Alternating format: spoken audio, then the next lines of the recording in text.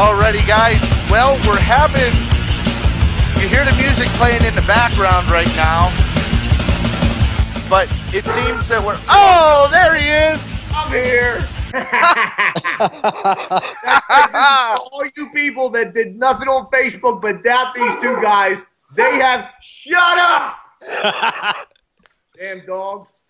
They had nothing to do. This is real. I'm Thrasher. You're not. Deal with it. Oh, shit. So, ladies and gentlemen, here we are. The moment you guys been waiting for. Headbanger Thrasher, former WWF Tag Team Champion, NWA Tag Team Champion, and the most tremendous Tag Team Champion of the universe. Ladies and gentlemen. That's pretty good. I think you should go around with this and just announce us for now on. Hey, you know what? I have no problem doing that. Like I said, man, I have been doing my homework, and I know about the whole tremendous thing, and I know about Uno not working and everything like that. Trust me, I've been doing my homework. Well, good. But, then you this know, will be real easy. it should be very easy. That's what she said. You're absolutely right. Sometimes, well, it always has to be hard, doesn't it? Oh, yeah. Yeah, you know. I don't know. Anyway. You get, like, popsicle sticks and, like, glue it and tape it and... Oh, where the hell are we going with this already? I don't want to talk about my old road days. With the ring rats. Hey, they were great, upstanding, young. Yeah, no. No. Yeah. They were ring rats. All right, well, I'll tell you what, Thrasher. We got ourselves a birthday boy in the chat room, D-Lam. How about you give a big old happy birthday to D-Lam? Oh, geez. Happy birthday, D-Lam. You know what that means? You're 1 year closer to taking a dirt nap. So, I mean, birthdays, they're good when you're 5, but what are you now, 20? How old is he? I think he's like, shit, let me think. How old are you, D-Lam? I don't even know. I think he's around 20. I think Thrasher was right. Yeah, after 15, yeah, you're just 1 year closer to taking a dirt nap. Absolutely. It's just a number. It's just a number. Exactly. He's bluntly honest about it, though. Yeah, absolutely. I mean, he's being honest. Happy birthday. Happy birthday to you. And like I told him, I was just talking to Thrasher here, and I told him that if you're down later on when we do the questions, remember, guys, we're going to have you guys ask some questions. You know, you got some questions for him. Make sure, you know, you put them in the chat so I can read them, and we can get that handled so you guys can ask some questions. For those of you guys, just to let you guys know, for those of you guys that don't have, maybe you guys don't have a blog account, or maybe you guys are actually on the Hood Rat page watching via the hoodratradio.com page. That's you guys can. Hood Rat. You guys can. On the hood. You guys can actually tweet questions, and I got my phone on me, so. All right, cool. I'll get some in that way too. Us. Yeah, and yeah, definitely.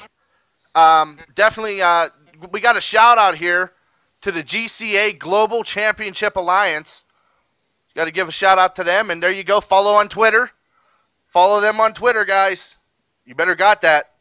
I follow everybody back, and I try to get to everybody's questions, comments. Right. You know, he's not a fraud. He doesn't have other people. No, I'm here on Skype. Exactly. So, no, what I meant was he's not a fraud. He doesn't have other people answer his Twitter and everything like that. Oh, no. He answers himself. Nope. No, exactly. I can vouch on that. All right, so, you know, we had talked before about, I think it was like two weeks ago and stuff. We actually had our own little interview. But no one else knew about that. I told them that we talked to you, but no one else knew exactly what was going on. Or believed you. Or believe, you're absolutely right. Or believe me, because, you know, some people, it's the internet, bunch of trolls. But I've had people not believe me, so you know what? Here's the proof, guys. We wanna ask you, Glenn, and just give you a 411 on, you know, where did you get your starting? You know, how did everything start out for you? It was weird because, you know, my whole life growing up, from the time I was like 7 years old, I played midget pee-wee football. I didn't play against midgets. I played like Pop Warner pee-wee, not midget yet, you know. Right. But I played football from the time I was 7. And, you know, it was something, I was always athletic and stuff like that. And then when I got into high school, I was on the varsity basketball team. And my brother came over to me because me and my older brother have always been real competitive. And he came over to me and goes, yeah, see, you know, you're only playing basketball because you can't do a real sport like wrestling. Whoa. Next day, I quit basketball, and I was on the JV wrestling team, and I wrestled in high school for 4 years. Damn. And how I came about with the pro wrestling is I was never really a huge wrestling fan like people are today. Yeah. I used to watch it way back when it was coming from South Philadelphia. To see how many people will know this. From the old Spectrum. Right. It was there once a month, and it was on cable TV. It was on a channel called Prism. And it was Spectrum Wrestling on Prism TV. And I used to watch it occasionally. And then when I graduated high school, I got a flyer in the mail, a postcard, offering me a free tryout at a pro wrestling school called the Monster Factory. Monster Factory. It had, you know, Pretty Boy Larry Sharp was the owner, trainer, and everything else. And, you know, he gives you a phone number and everything. It's a funny story because, you know, you would have to call to schedule your tryout and everything else. So I would call up there, and he would answer the phone. He goes, Monster Factory! And just his voice alone, you know, I don't know if a lot of people know who Larry Sharp is or anything else. I know of him, but I don't know exactly who he is. Yeah, same here. He has a very intimidating voice.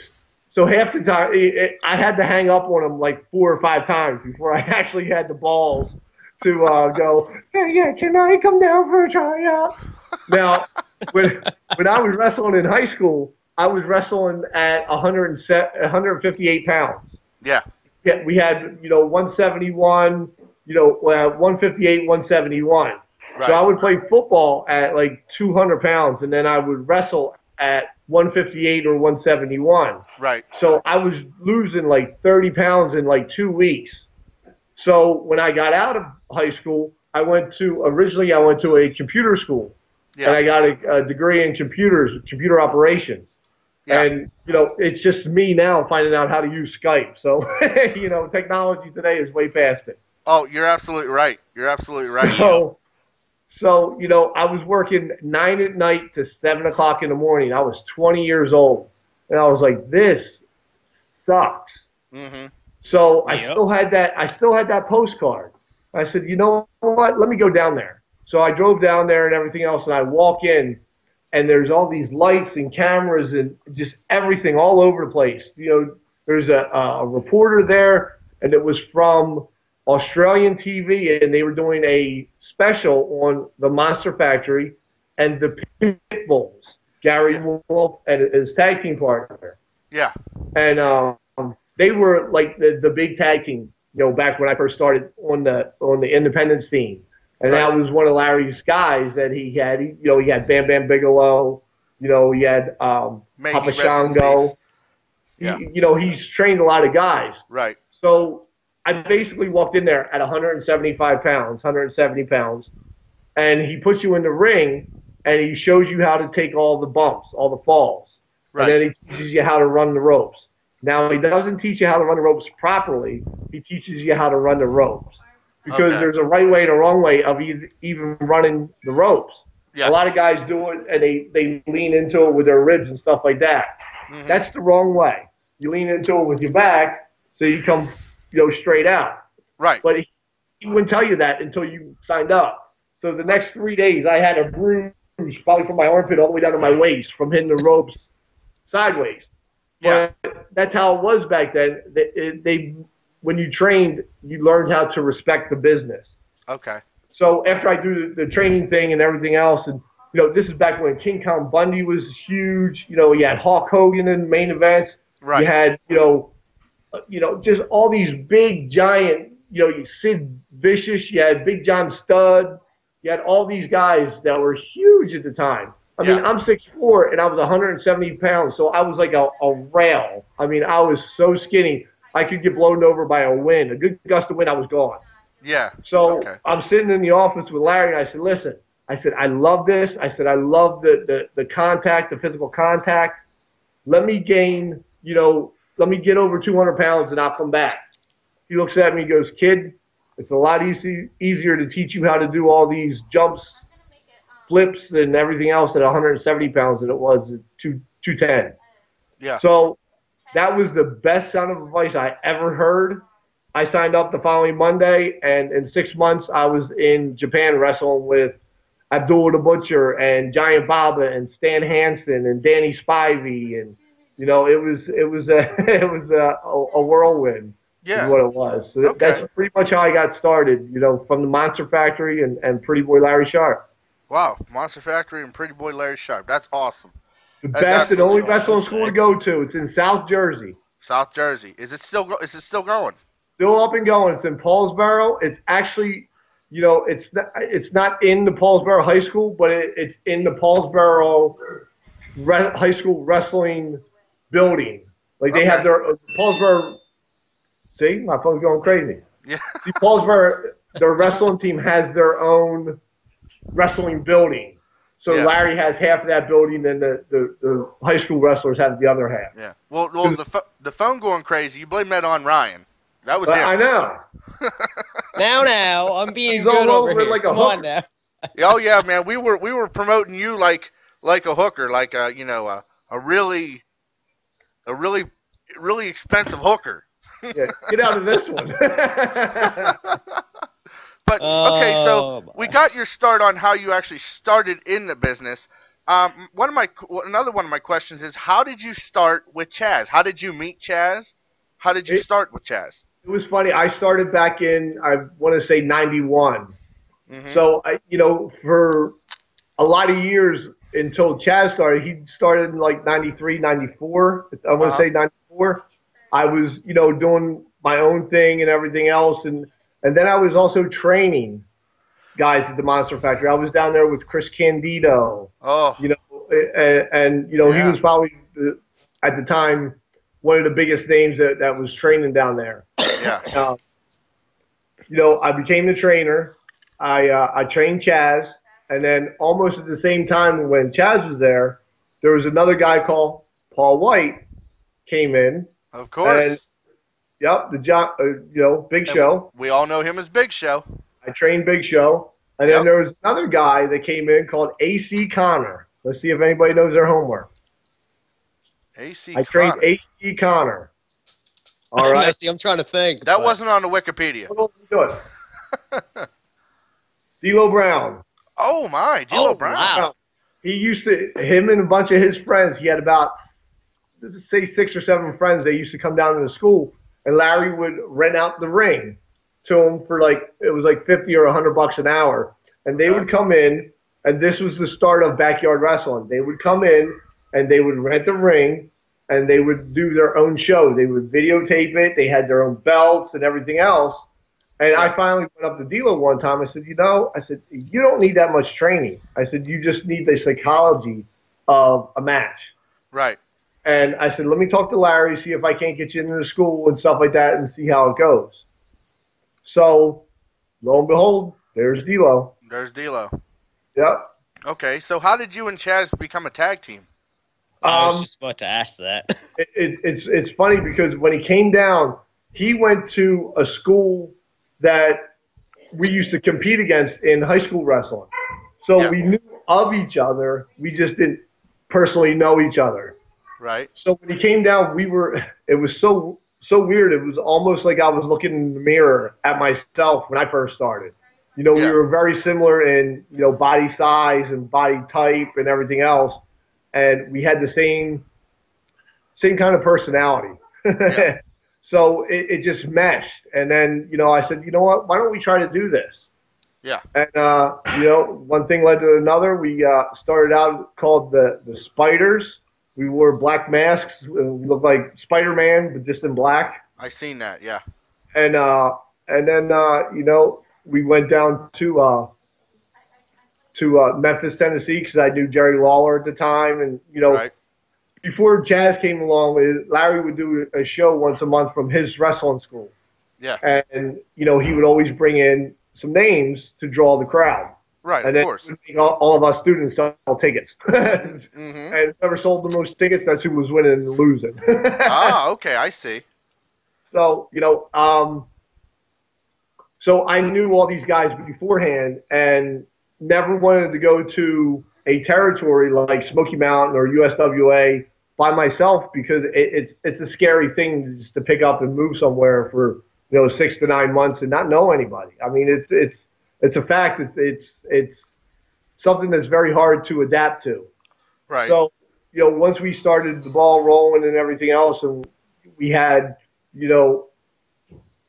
a connection with the tag team and everything else, and we watched endless hours of tag team wrestling tapes and Right. everything else. And we both used to go to bed every night with a pad and pen right next to our bed, because a lot of times when you're training and stuff like that, you'll dream a match or a move or something like that, and then wake up in the morning and totally forget it.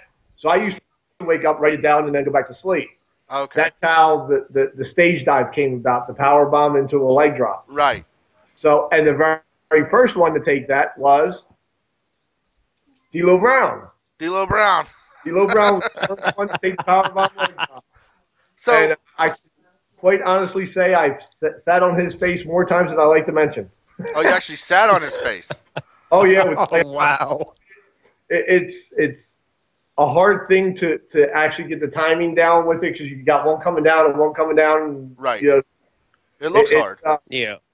It's definitely a timing thing. So yeah, we sat on D'Lo's face a lot. Oh, okay. Well, did he He have enjoyed it. He liked every minute of it. right? Did he have a mustache? Did you get a mustache ride? But a couple times he might have got a stink eye. Oh, wow. Well, you know what? You can't. I mean, that's common with the headbangers. I mean, they were pretty. You guys were. Well, still are. Let's be honest. You guys still are. Some. No offense, nasty guys. You don't care about nothing like that. It's funny because our whole motto, even behind the headbangers and stuff like that, is, if we're not hurting anybody or messing anything up, who gives a shit? Who really cares, what a person looks like or what they're doing? If they're not bothering you or hurting anything or destroying anything, why do you give a shit? Just let them be. You're absolutely right. It's funny because there was quite a few times when we would be training down there, and, after a while, when I first started training, I used to go to the gym every morning with Larry Sharp. Yeah. And then he would take me out and he would make me eat 1 pound of pasta every single day and Gain drink weight? a whole pitcher of beer. So I was on a pasta and beer, diet. Wow. So there would be a couple times, we'd be in the gym, and every Friday was the max out day. So we put as much weight on the bar as we could and everything else. Now, this is an honest-to-God true story. It's going to make me look really bad, but this is going to show you I don't give a shit. Okay. We were doing the bench press, and he puts on there like 425 pounds. Never could do 425 pounds if my life depended on it. Right. So I'm sitting there. He goes, wait a second. So he disappears. He comes back. He goes, all right, I'm ready. So I go, and I just lift it straight up. And I'm like, oh, my God, I got it. I'm straight up in the air with it. I'm straight up in the air with it. Larry turns around, pulls down his pants, sits directly on my face. He's hovering over my face, and I have this weight. What do? You can't. There's no place to put it down because he's not helping you. I look up, and he has a wad of toilet paper just jammed right up his cornhole. Oh. Just what it was like. Back then, that was part of the initiation in the pro wrestling. Oh, my. And then I took that and I went one step farther, where we would be in the ring and I would be, teaching sunset flips. Yeah. And as the person's like flipping over, I would hurry up and pull down my pants, so their nose would be like right there in my ass. That's great. So initiation. That's initiation. Yeah. No. That, and there was a couple times we would you want to say hi?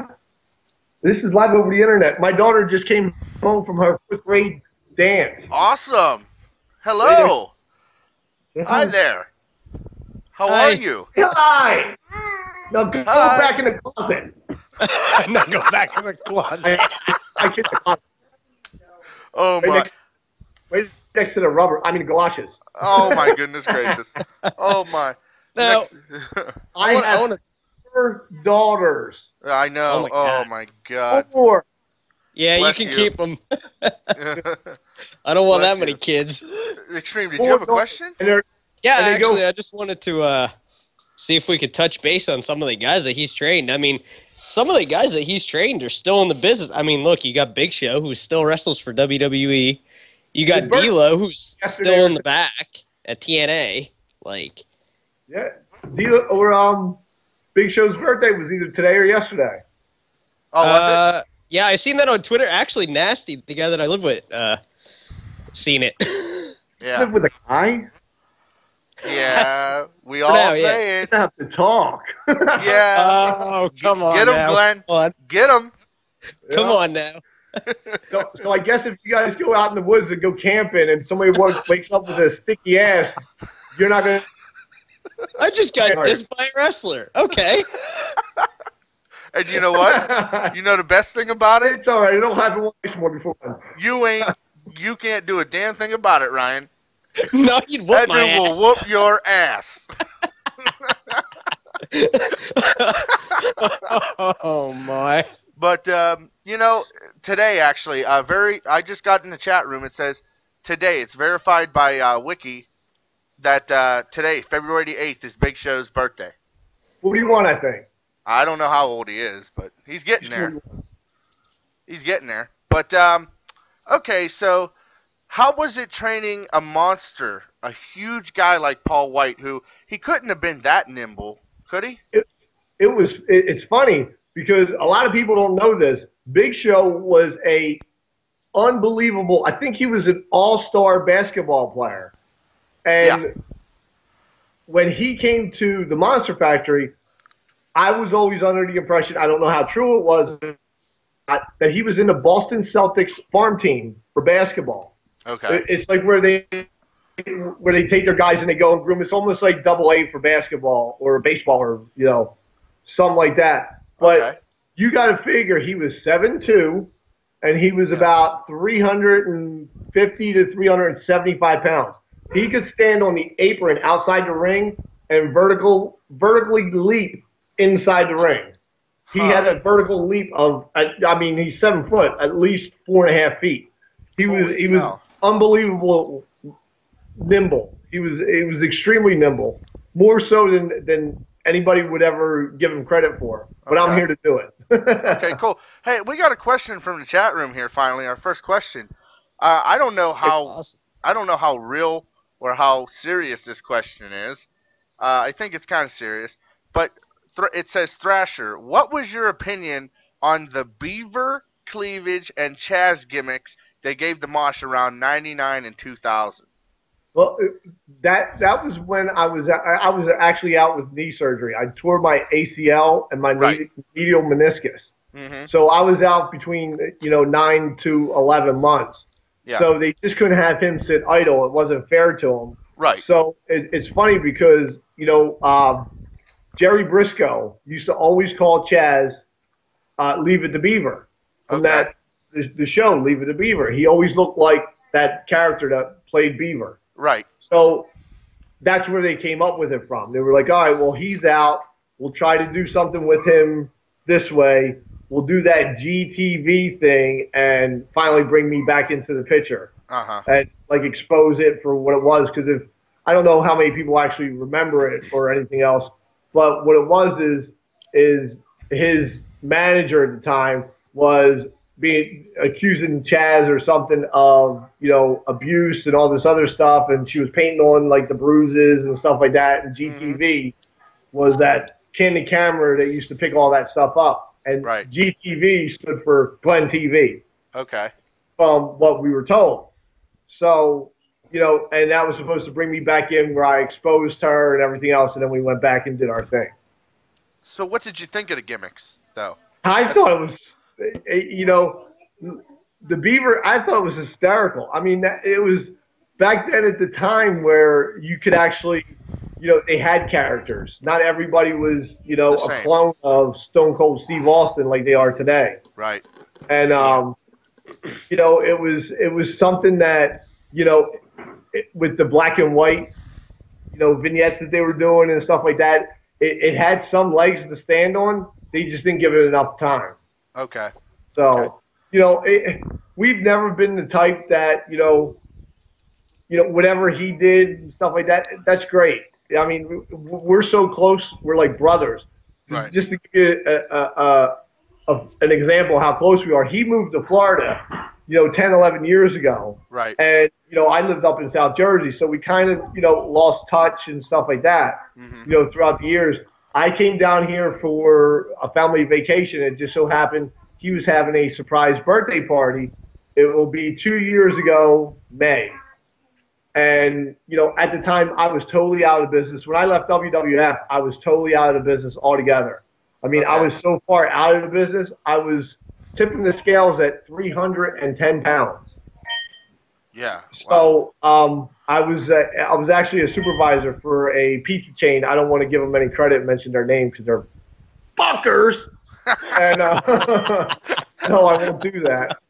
But I did mention it earlier. Oh. I did. So I'm a fucker as well for giving them really fuckers any kind of goddamn too many people around. Yeah. So. No, but wait, yeah. Chaz is mentioning me now. What's that? Chaz is mentioning me now. Oh my! Chaz. Nice. And guys, if you don't know, because some of you guys may be really young, but I do want to thank you for being here. If you don't know who Chaz is, that is Glenn, aka Thrasher's tag team partner, Mosh. That's what made the Headbangers. You know, just so you guys know all that. And want to hear something funny while we're waiting there, Josh? Yeah, go ahead, because I got a question to ask now. All right. I don't understand. I was just going to say, my girlfriend sends me a message and says, if you ever grow a beard like that, I'm killing you. If what? If I ever grow a beard like you, she's going to kill me. Oh, she's just jealous because she can't trim up the beaver like that. Oh, shit. See? Better know, I do this shit for a living. Shit. Oh, I cut people up for a living. I'll have her for dinner. Oh, my. That is great. See, I just let another one go because I just said, my shit is nice and tight. And I could have said, that's something she's never heard before. Oh. That is great. Great. This is great stuff here tonight, guys. All right, so this is from Daniel, a.k.a. D-Lam, the wrestling fanatic. He wants to know, he says, I got a question. Who were your best friends backstage in the WWF? And any stories about on the road? Yeah. If I could tell some stories about being on the road, but I don't know if it's allowed. Okay. But it's funny because back then, you know, everybody always asked me, what was the Attitude Era like? You know, if you could sum it up in one word, what would you say? And it was more, everybody was a family back then. You know, everybody knew their place in the company. Right. Everybody knew, you know, where they stood. We knew we weren't a main event, you know, tag team. You know, right. LOD and all them guys, we knew where we were. We were mid-carders in the card. Right. You know, LOD had their, you know, main event run and stuff like that. We all know Steve was buttering our bread. You know, yeah. Steve, Shawn, Triple H, Rocky, you know, they were making us money. So, you know, as more you know, with them being as popular as they were, they drew the fans in. The fans, you know, paid our salary. That's why it bugs me to no end when I hear fans on Twitter, Facebook, and stuff like that, and go, "Oh my God, you're one of the only wrestlers that ever, you know, answer back." And my thing is with that, without the wrestling fans, there would be no wrestlers because there'd be nobody to do what we do in front of them. So it comes down to the point where, you know, these guys, I don't know today, you know, or what, if they were brought up different or anything else. You know, it's just, if it wasn't for the fans, they wouldn't have a job. Right. So for them not to pay attention or shrug them off and stuff like that, it's just bullshit to me. It's just it's wrong. I absolutely agree. That's why I definitely agree. That's why I had stated earlier that when people contact you on Facebook or Twitter, it's not somebody doing. It's not somebody. It's not somebody actually doing it for you. Yeah. It's you doing it. It's not somebody from Titan Tower, typing stuff out and stuff like that. Okay. And I do have 2 Facebook accounts. I have one under my real name, Glenn Ruth. Right. And then I have one also as Headbanger Thrasher. So I have a lot of people going, is this really you? They're both my accounts. I separated 2 of them, so people can find me easier and stuff like that. Yeah, I added both today. Did I add you back? I don't know. I haven't checked. I haven't checked yet. But Nasty's got them both too. So okay, so here we go. The question about the road. There you go. Make sure you guys add them up on Twitter. What is? Let me ask you the best road story you have. We'll go that way. There's so many of them. Well, I'll just tell you, when we used to wrestle down with Smoky Mountain or USWA, Jerry Lawler and stuff like that, we used to travel with, Axel and Ian, the Rotten brothers. Right, the Rottens, right. Way back then. And what we would do is we would be in separate cars. We used to have water balloon fights where we would throw water balloons out the window at each other going down, Interstate 40 and stuff like that going into, because you have to go down into Nashville to go up north to Louisville. Oh, yeah. So we would have like water balloon fights. We would do, just stuff that you have to do to pass your time when you're making $40 a night. Yeah. That's what USWA. That's what you were getting paid when you wrestled for Jerry Lawler and USWA. Which it was him making you the guys pay their dues. That's why like the older guys, nothing was ever handed to us. We didn't come out of football practice and have somebody sitting there going, "Hey, I'm with the WWE. Come on, let me sign you to a developmental contract." Yeah. They didn't have them back then. You had to go to a territory, find yourself as a wrestler, hone your craft, and then you approach them. We used to have to send videotapes up to WWE, WWF at the time to get them to notice you.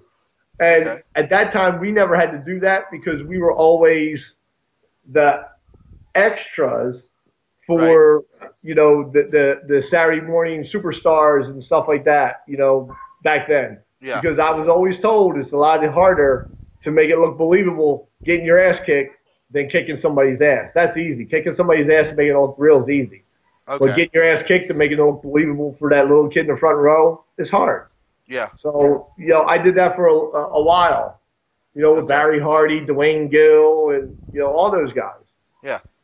We got another question here from Evil Myth.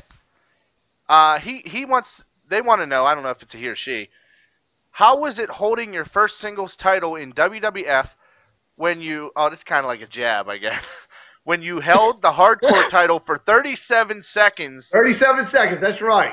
It's a lot longer than the evil guy did. So wait a minute. Didn't you get pinned by?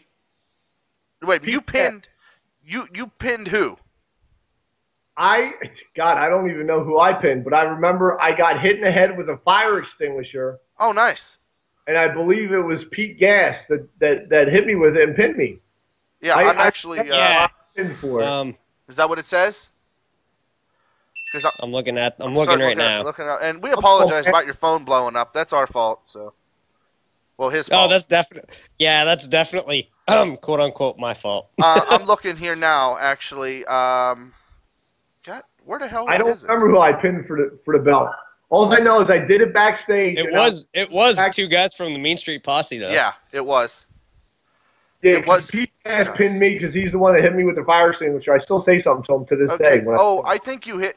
I don't remember his name. I don't know. They were Mean Street Posse guys. But you got pinned by Pete Gas. How do you feel? How'd that feel? Yeah. Oh, I didn't care. I was getting paid. Oh, yeah, true. True. True. So I don't know. It may have been a jab. I'm not sure.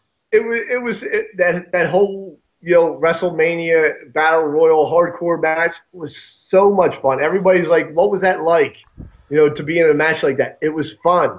It was WrestleMania too. How'd that feel? WrestleMania, yeah. It was out in I believe it was California. I think it was at the Staples Center. Mm-hmm. And it was so much fun. It's funny because when you're looking at the people that were in that, you knew exactly who to stay away from. Bob Holly. Oh, yeah. JBL, Bradshaw. You knew to stay away from them because they were coming at you. Yeah. And so it was a lot of fun. Title belts they're giving to people. Hell, at least I didn't hold it for 19 seconds, Big Show. Well, yeah, exactly. Or with World Heavyweight Championship, quote unquote, Daniel Bryan. What was that? A whole 5 seconds, 8 seconds, or something? He lost that title. Yeah, something like that. That was terrible. But okay, so what the hell was I gonna say? Shit, now I forget. Okay, while you're thinking about it, go ahead. We touched on the guys that you've trained, but I want to ask you about your managers that you've had, which would be Brother Love and Truth Martini, rather. Ooh, good question. Okay.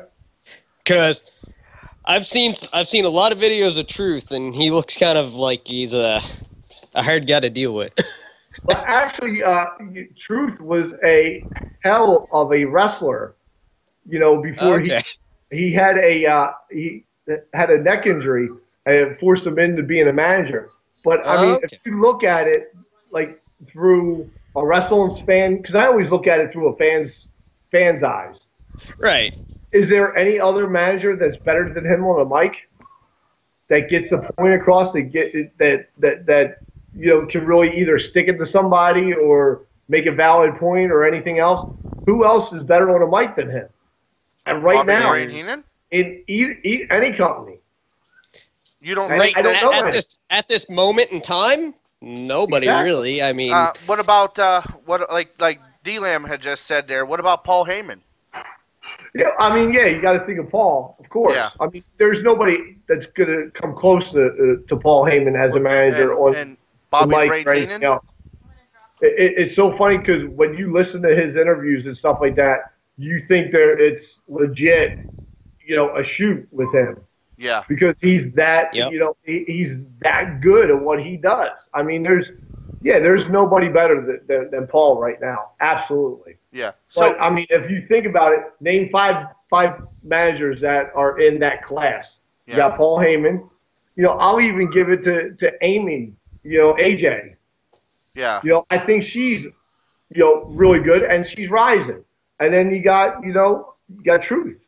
Yeah. I don't know too many other managers that are that good with their mic skills, and that's what it is today. Well, speaking of a shoot, this is something that I seen, and you just made one of our viewers just go absolutely crazy because he's obsessed with AJ Lee, by the way. I know who that is already. Yeah, Josh is going nuts. Yep. We met her down in Miami when they did SmackDown down there because we live like 40 minutes from it, so we popped in and said hi and everything else, and she's very nice. Right. Very respectful. We're gonna touch on that a little bit here in just a little bit. But speaking of a shoot, when you said shoot, something popped into my head from watching the YouTube videos, and I want you to kind of touch on this. And that is, I don't know how long ago or how many years ago this was, but Chaz actually did a shoot interview. There's a video on YouTube about it. I'm sure you know what I'm talking about. And they had asked him about Vince McMahon and how Vince McMahon was, behind the scenes, not the character. We're talking about the Vince McMahon, the person, the businessman, that kind of person. And, Chaz had commented and said that when you were under contract with Vince McMahon, the door was always open for you. His office was always open. But as soon as you guys were, not going to be re-signed, he completely did a 180 and just was a complete and utter prick. Well, I mean, that is true, but and sitting back and thinking about it now, you got to look at it like, all right, so they know they're not going to re-sign us. So Vince has to do the business thing, separate the guys that he knows that isn't going to do anything for him, and go out and find the next ones. Okay. So, I mean, it's also a business, you know, and after a while of being in it, you know, the 20-plus years and stuff like that, you realize that. Back then, you know, it was like, oh, I can't believe he's not talking to us no more. You know, we wore cones for you. We wore, you know, the bonnets, and we were the nuns. What's wrong with you, Vince? Yeah, exactly. You know, the big know, fake plastic titties. It's business. So, right. You know, I mean, yeah, I completely understand. I understand. So, I mean, now looking back at it, I understand why, you know, he is what, you know, and does what he does. But then, no, I didn't understand at all. So now you understand. You don't think he's a bad guy. You know, he just has a business to run. Exactly.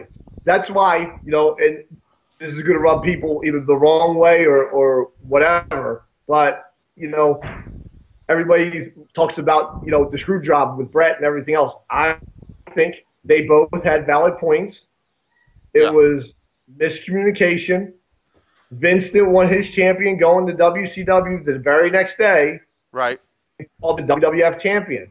Because if you ever remember, the last time that happened, that belt got thrown right in the trash can by Alundra Blaze. Yep. And it took forever for the WWF to bring back the Women's Championship and for it to make sense and matter.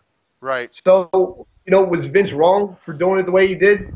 You know, sure, he probably could have did it a different way. But was he trying to protect his company and his business that he, you know, have it's grown, you know, to where it is today? So do you really fault him for that, for protecting his company and everybody else in it? I don't think you can. Plus, from what I've heard for years now, is that Bret was very stubborn. And he had talked to Bret on numerous occasions about dropping the title to Shawn Michaels, and Bret didn't want to do it. He didn't want to do what was right for the business. Is that true? Well, I mean, I don't know, you know, how many times that Bret actually said no to dropping the strap to him or anything else. You know, that's always, it's not something that is out in the locker room and stuff like that. You know, guys that weren't, you know, Bret wouldn't come out of the meeting and go, Vince thinks I'm dropping the strap. I'm not doing that. What are you, crazy? No, it's still business, and, you know, somewhat people keep it to themselves. This is a question. You know, I think with what Bret didn't want to do is he didn't want to drop it in Canada, in Calgary, in front of his hometown. Right. I mean, I can understand. Bret has done an awful lot for Vince, and vice versa. They did each, you know, favors for each other, you know, and helped each other and made WWF and WWE what it is today. Right, right. So, I mean, you can't really fault either one of them. There just should have been a different way. Right, you know, right. And my understanding was, and from, you know, rumors, you don't know how much of it is true, Vince actually helped Bret get the contract that he had with Turner. Oh, okay. I don't know how much of that is true, but we heard that. Well, so, I mean, how much bad feelings did Vince actually have for Bret when he went out and negotiated a contract for him so he could go to the, you know, the next place because he wasn't happy? Well, because, go ahead. My question, this is another thing Daniel was talking about, D-Lam was talking about earlier. He wanted to ask this question, and now that we're talking about the Montreal Screwjob, were you there that night when it happened? Were you in the back?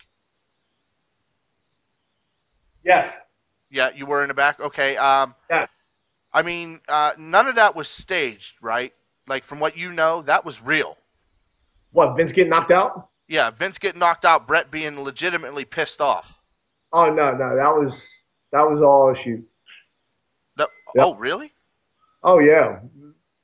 You know, after what happened in the ring when Vince went out there and stuff like that, and they came back and everything else, Bret was in the locker room, and, you know, of course, from what we heard and everything else, Vince walks in the locker room, walks up to Bret. He did the man thing. He knew what he did was going to draw some heat. So Vince went in the locker room, stood in front of Bret, Bret stood up, looked at him in the face. He goes, "If I was you, I wouldn't be standing there right now." Yeah. And Vince goes, "I came in here and to do the man thing." Bret turned around, turned back around. Vince laid down. Yeah. Okay. So, all right. yeah, that part of the story and everything else is, That's real. 100% true. Okay. Oh yeah. Okay. Cool. Well, I mean, you're the first wrestler I've ever talked to who was in that era at the time. You were there, so it's always good to have that reassurance that it wasn't a long running setup kind of deal. No. No. Yeah. Okay. Okay. Well, I have a question here, and I guess you guys ever think about expanding your team, your tag team, into maybe a 3-man tag team? Because we got a guy in the chat room here by the name of Headbanger Slash, and he says, how was reuniting with Mosh in Ring of Honor? Well, it's funny because when I moved down, I came down to Florida on a vacation. I went to Chaz's 40th birthday party, right. And I was in no shape at all to be in a wrestle ring. I was 310 pounds. Right. When I left WWF, I was like 235, 240. That was my max weight when I was there. Mm. So I was in no shape whatsoever to even in the ring. Okay. So, me and Chaz got talking and everything else, and we were like, you know what? Why don't we start trying to do things? And I know that, if I was still living up north in South Jersey and the Maryland area and stuff like that, I'd still be doing the pizza thing, and I wouldn't have been as serious as I was. Right. So I packed up the family, and I went back up to Maryland. We all got in the car. It was the middle of June. I think it was Father's Day.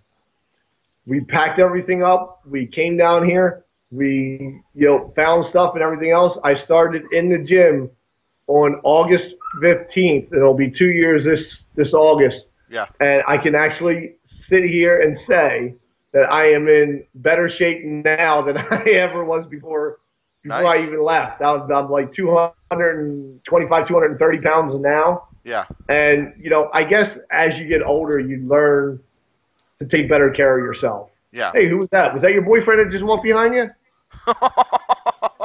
You saw him, didn't you? Yeah. That's your spooning partner. I tell you what, man. I tell you what. A lot of wrestlers get a bad rap, and I call you guys wrestlers. I know that you entertain us, but you entertain us with wrestling. Okay, so I don't believe in this wrestling entertainment bullshit. Okay, I'm old school, man. I'm wrestling all the way. It's funny because everybody goes, "Oh, it's entertainment and everything else." Well, I don't know too many, entertainers that get like dislocated elbows and right. broken noses and stuff like that, and messed up knees, right? I mean, yeah, bad knee. So I mean, I think you call it's entertainment, but it's so hard on your body and whatnot and everything else. And right. I'm just glad that from the time I left WWE until 2 years ago, I didn't get in the ring. I didn't bump around. I didn't put my body through that. Yeah. I put it through other things with gaining all that weight and everything else. But now, today being lighter than I was before and in better shape. Yeah. I don't feel like when me and Chaz actually wrestle, we don't feel like we're 40 years old. We feel yeah. like we're in our 30s. Yeah. Well, that's good. Early 30s, stuff like that, because we didn't have the wear and tear that Big Show's had, or Chris Jericho, or people like that have right. done it constantly through the years. Okay, so the question was like, and I know you touched on this when we talked to you, me and just Ryan alone. How was it like reuniting with Mosh in Ring of Honor? Because I know you guys had to go under a different alias when you first joined. Well, I mean, we reunited before that down in South Florida. I mean, we had matches before we did Ring of Honor. But what it was is, I've always been really good friends with Jim Cornette and everything else. And, for people that don't know, he's actually the one that gave us the Headbanger name with Smoky Mountain. So last year, WrestleMania was in Miami. So we had a show in Fort Lauderdale. and Cornette was on there. And he saw us, and he was like, holy shit, it's 1997 all over again. And if anybody knows Cornette, knows that he doesn't sugarcoat anything. He tells you the truth, whether you like it or not. Seen that from the shoot interviews. You know, he's very upfront and open. If you don't like the answer, don't ask the question. Okay. You know, is what he always says. So he was like, you know, listen, guys, you know, he's in with Ring of Honor and everything else. He goes, but to tell you the truth, he goes, they shit on all ex-WWF guys. He goes, so let me think of some way to bring it in and this, that, and the other thing, and we'll see what we can do. Mm-hmm. So they brought us in as the Guardians of Truth, and you know, just to get us out there back working again. And then we finally took off the hoods in Baltimore, Maryland, and one of the last. Right. It was at the last TV, and huge response because we came out, we took the masks off, and we cut a promo on the Briscoe brothers, and it got over really big. I mean, the reaction we got was there he goes again.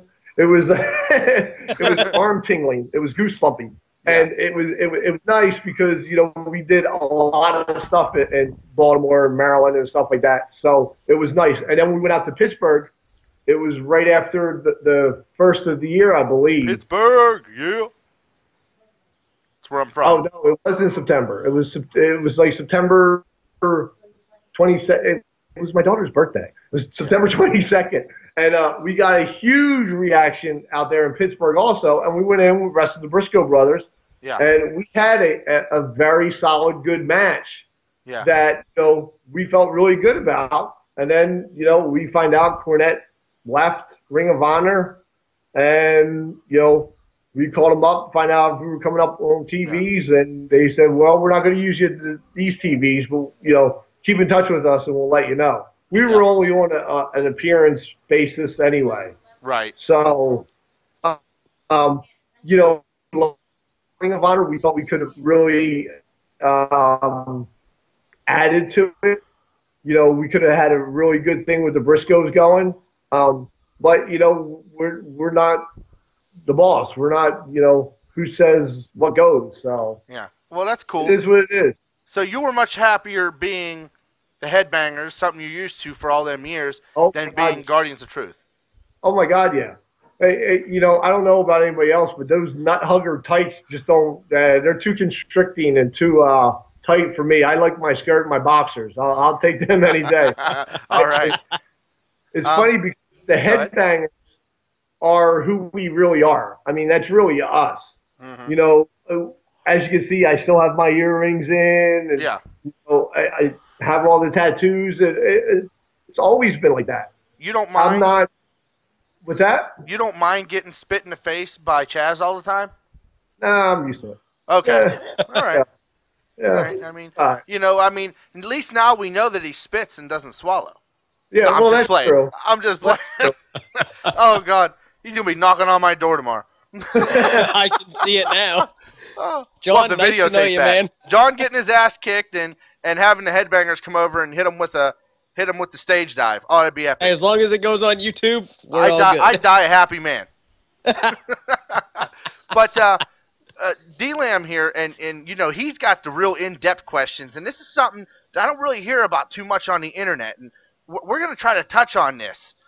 Okay. What was it like, let me see, have you ever been a part of Wrestler's Court and the crazy stories, any crazy stories behind it? I've heard about the Wrestler's Court, and I remember when they used to do it, but we never, ever got involved in it. Nope. Okay.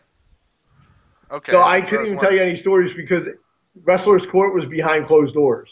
Okay. And if you were in Wrestler's Court, it was some serious shit. Oh, okay. Okay. Like bar tab and shit like that kind of deal, maybe? But more or less, yeah. Yeah, more or less. Okay. All right. Yeah. So we got a little bit from it. All right. What was with the cone boobs you guys wore when you returned into WWF in 2000? Someone asked. It was Vince thought we needed to update our look, and he just I don't know. With him and us, he always had a thing with boobs. It was weird because when we did the flying nun gimmick, he was like, "Oh no, I want you guys to have really big, giant, tits and stuff like that." Well, think about it. That's what most of the divas were like back then, dude. Well, yeah, of course. I mean, and Vince loved the divas. We know that. And so, it was just something that he goes, "Well, try it and see what happens." Okay. People didn't give a shit. I didn't care. It got over, right? Are you still going to pay me? Yes, you're still going to pay me. I'll wear it. It got over, didn't it? Yeah, I guess. I don't know. I mean, no idea. I don't miss them. That's for sure. Right. I don't think I would either. I don't blame you there. No, the skirts and stuff like that. It's funny because people go, well, how can you guys actually still do that and not updating your look and everything else? Because you still have people out there that wear certain things, look a different way, have big giant holes in their ears and stuff like that. There's still people out there that are individuals. Yeah. And that was our whole thing behind the Headbangers. We were individuals. We weren't hurting anybody with what we were wearing. Right. So why should anybody care? It was a message saying, be who you want to be. As long as you're not hurting anybody, it's all right. Yeah. Well, yep. Well, this is something that is synonymous in Headbanger history that a lot of people will remember you for definitely. One Time USA, baby. Yeah. How did you know? How awesome! I know everything. How awesome was the Funhouse match with Crash Holly at Fun Time USA? That was so much fun. Honest to God story, it was Bruce Pritchard goes, all right, we got something for you guys to do today. So we get in the car and we're like, oh my God, we're in the car. Bruce is with us and everything else. And we drive up to the thing. We had no idea what Fun Time USA was. Yeah. And he's telling us in the car what he wants us to do. He wants us to walk in. They wanted it to be a continuous shot. So they wanted it to go without a hitch, as much as possible. Yeah. So he's saying, go in there, one go up the steps, one do this, and just go in there and wing it and do whatever you guys wanted to do. Yeah. So we're like, all right. That took one shot, and it took us about, 45 minutes to do. Okay. So, what was much fun. What was Crash Holly like as a person? Was he a really good guy? Oh, yeah. He was a great guy. Okay. That's what I was wondering. It seems it's a shame that all the great wrestlers, in my opinion, the really nice wrestlers and stuff, they unfortunately passed away way too young. You know what I mean? It's hard actually to, sit here and think about, how many friends that, we've actually lost throughout the years and stuff like that. And, yeah. And everything else, and trying to go, well, that's just it's not part of the business. It's not part of the wrestling business, and it should never be. Nobody looks at football players and go, oh my God, look how many of them, shot and killed themselves. It's not part of the business. It's something, else that I wish I had an answer for, and I don't. Yeah. It's just it's one of them things that's hard to deal with a lot. Especially because the two guys that we won the tag team belts from, Owen and Davey, they're not here anymore. It's extremely a hard thing to deal with. Yeah. Now, we also had a question here. God, way to bring down the interview, you fucker. Come on. I don't mean to. I'm sorry. I just, we want to touch on some, I wanted to touch on some serious notes as well for you. And I'm not trying to dry your throat completely out. Christ, you're going to lose like 50 pounds talking here. Could have waited to the. No, wait a minute, John. Wait a minute. There, no, you John. can't. You can't end the internet on a low note. The interview on a low note like that. That's terrible. Now, John, I'm gonna bust your bubble here for a minute. Okay. If he's gonna lose 50 pounds yapping his gums out, how come you haven't lost any? Yeah, you're absolutely right. I wish it was that easy. Absolutely. I'm sorry, dude. I had to bust your chop. No, that's okay. Hey, I'm used to it. If you had to choose who you could be in the past, I'm sorry, my girl's talking really loud. But if you had to choose what or who you could be in the past, or what corporation you go to, would you have rather chose WWF or WCW? Oh, or WWF. Yeah, WCW or Yeah, WWF. I mean, it was weird because, you know, the only company I ever wrestled for, you know, from doing the extra matches and stuff like that was WWF. I did one dark match for WCW, and that was it. That was it was No? you could have, you know, even when we got signed to, you know, our contracts and stuff like that, and it was, you know, WWF against WCW, you could always feel, oh my God, all right, I want to beat WCW. Yeah. So you always had something to strive for. You always wanted your segment to be better than the same segment that was on against you. Right, of course. You know, you always wanted to draw higher ratings and stuff like that. So it was always a competition thing and everything else. And I was comfortable, you know, with WWF because, you know, I knew everybody up there from going up there and doing extra work and stuff like that. You know, Yeah. you got comfortable with all the office people, production people, you know, just everybody. You know, it was more, you know, homey than you know, WCW, where I frankly didn't know too much of anybody. Yeah. So, okay, here's another question. Where questions are flooding in now. What was your opinion on WWE putting you guys number 2 on their list of the top 15 superstars who overstayed their welcome, being only behind Scott Steiner and then being put on WWE's Where Are They Now page on WWE.com? It's weird because I do have asked me about that. I've never even seen or read that article. Okay.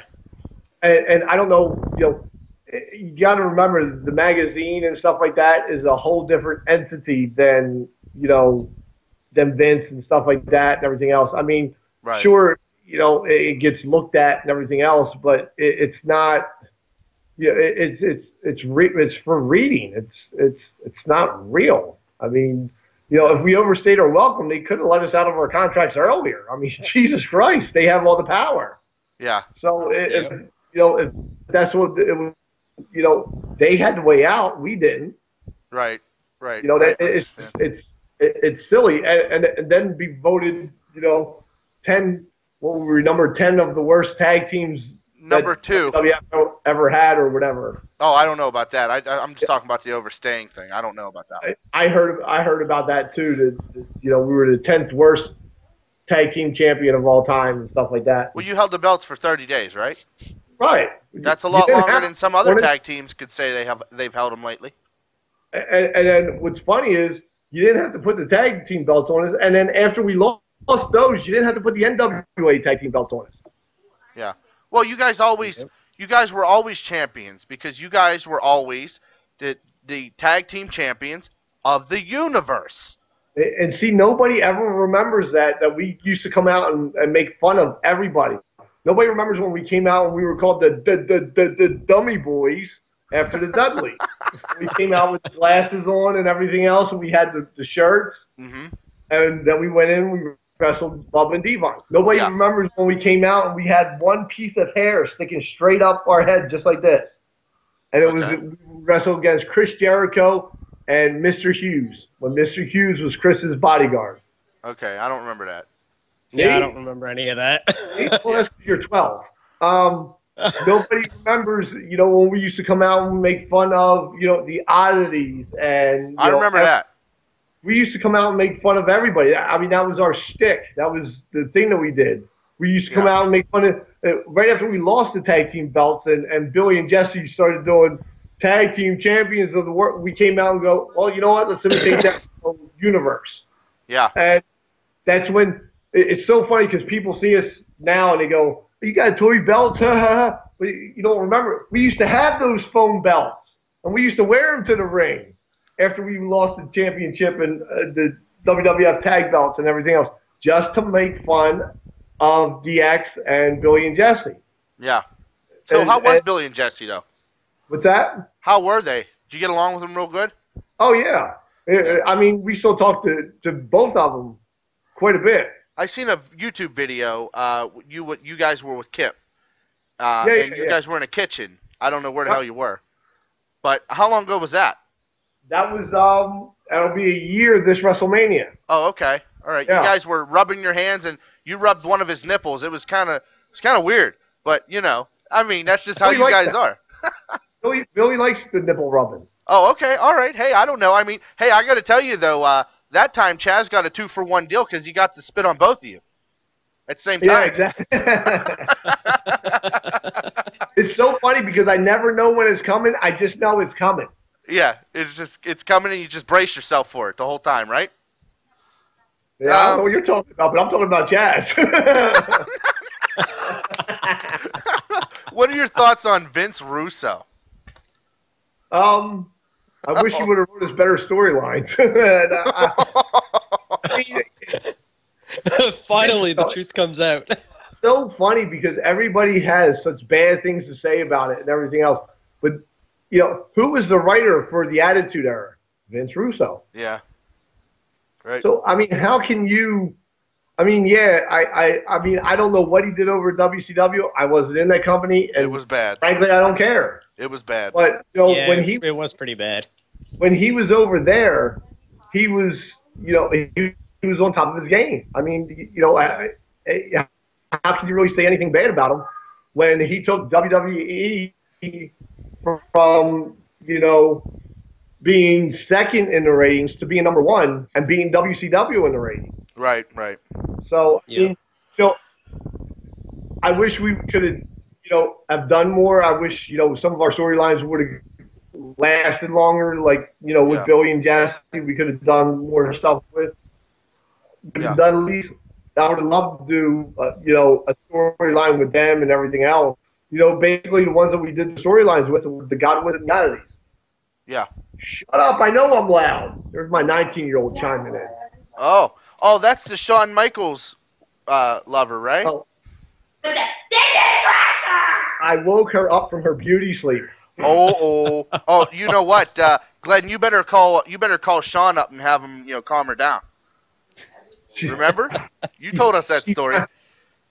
She's 19 years old, so you know. Oh yeah, no, not a good idea no more. Nope. Nope. I was gonna say, absolutely. You might want to watch what you say there, John. Not a great idea. That's the one that ate breakfast with Shawn Michaels under the table at WrestleMania 15. Exactly, because she thought he was cheating on her. I remember. That's right.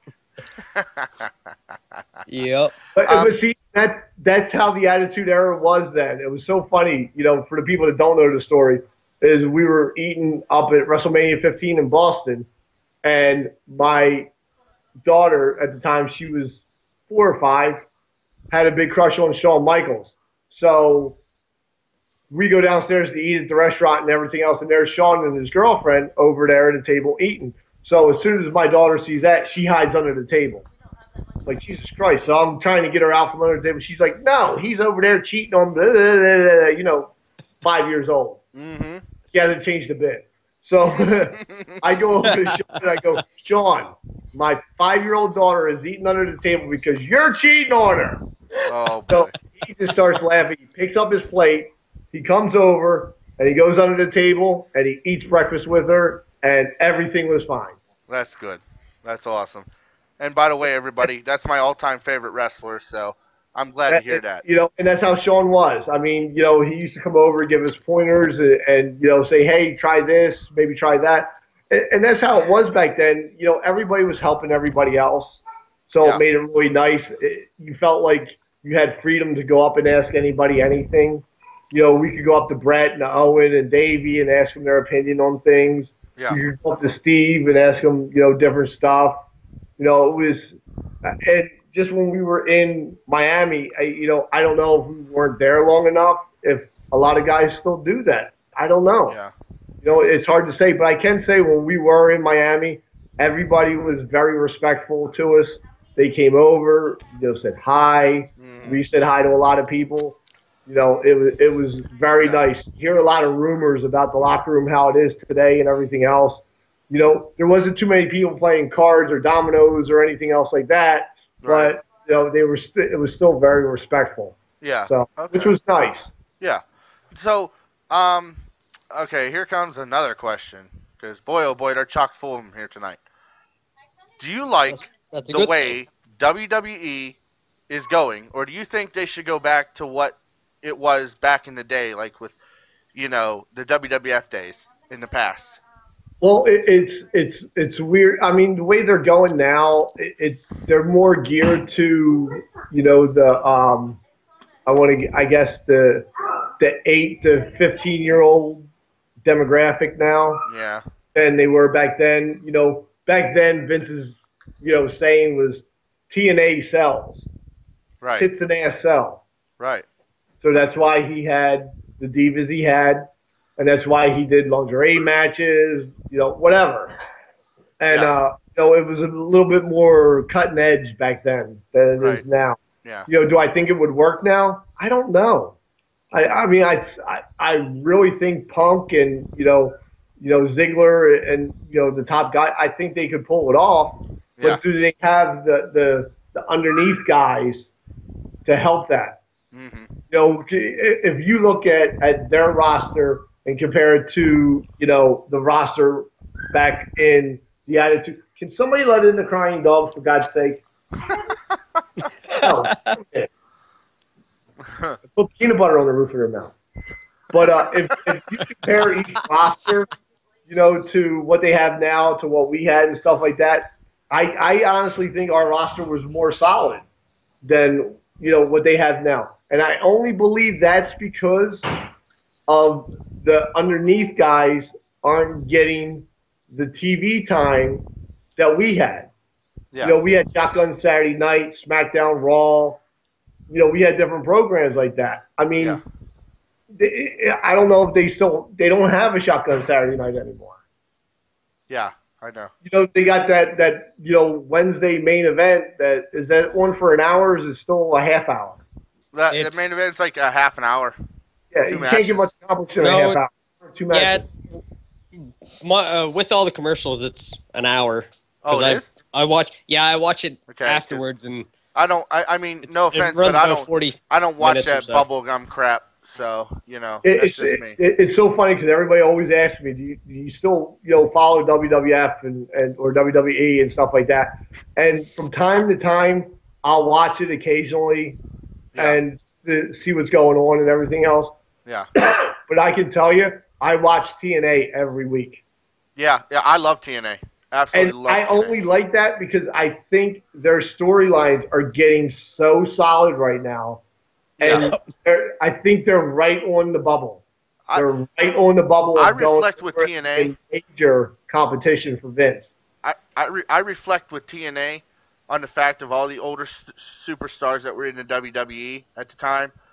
And it does feel like there's an Attitude Era kind of feel. It's not complete or anything. They don't really have that golden boy except for maybe Robert Roode or as of right now Jeff Hardy. But you know, it feels more attitude. It has more attitude to it, and it you know it's interesting to my older demographic. I'm used to it. Of course. Yeah, so I love it. And you know, speaking of TNA though, you know they're making big strides now, brother. They're not just in the Impact Zone anymore. Now they're actually moving.